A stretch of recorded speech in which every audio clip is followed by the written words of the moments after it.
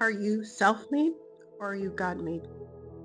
Our culture applauds being self made. Our culture teaches us that it is a good thing to be independent and to rely on yourself. But that's not exactly what the Bible teaches us. See, Apostle Paul had many things to boast about because he was a smart man, he was a powerful man, and he had many strengths, but he chose not to. Instead, in 2 Corinthians 12:9, he says, "But the Lord said to me, My grace is sufficient for you, for my power is made perfect in weakness. Therefore, I will boast all more gladly about my weaknesses so that Christ's power may rest on me." Paul believed that God's grace was sufficient not only through his words, but also through his actions.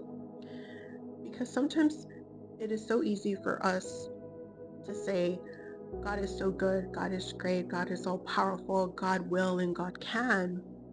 But when the trials and tribulations comes to our lives, when the darkness, when the heartaches and heartbreaks come to our lives, we forget to rely on God. We forget to take it to God. We forget that we need God.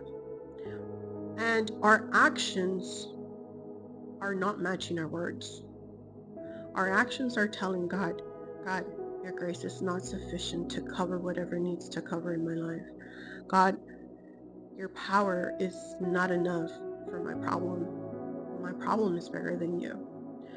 So, in order for us to see God's strength, God's power, God's love, God's grace in our lives, we must let Him work in our lives.